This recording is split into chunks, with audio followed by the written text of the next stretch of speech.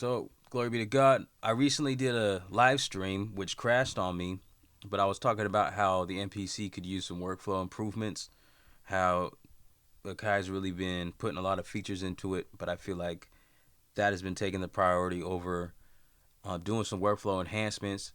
And so I think I want to do a little short video series of little topics on how workflow can be improved on specific features. So I think the track explode could be improved if we just actually got rid of it and replaced it with something called track groups. So I purchased a Novation Circuit Rhythm.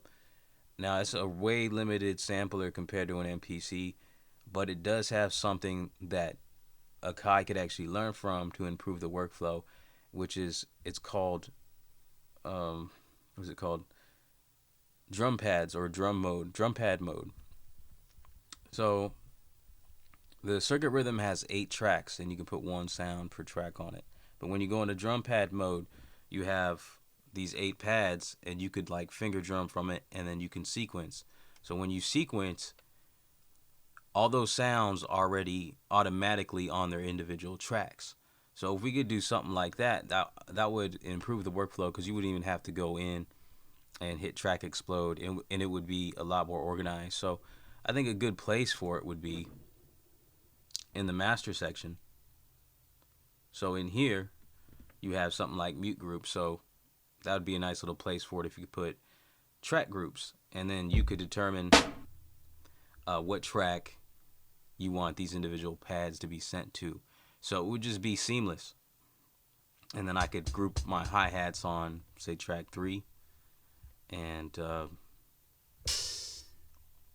have my kick on track 1, snare, all this stuff already predetermined in my program, so I could even create a template program that I always load up, and then it already have the track groups mapped with all my individual pads sent to the tracks that I already predetermined. So in that way I could sequence from, I'd be on track 1 and I'd have my program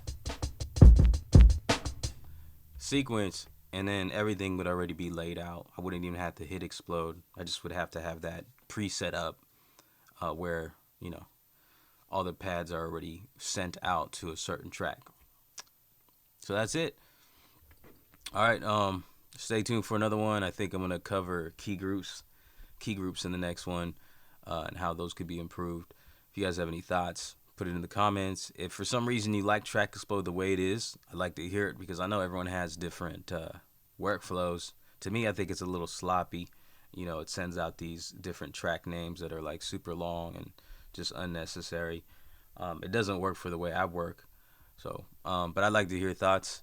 And yeah, of course I understand like it's not as simple as just saying it and it'll be so. I'm sure there's a lot more to the programming, but I just think I wanted to share my thoughts, my ideas on how these things I think could be a little bit better. So that's it. All right. God bless. Stay humble. Lift noise.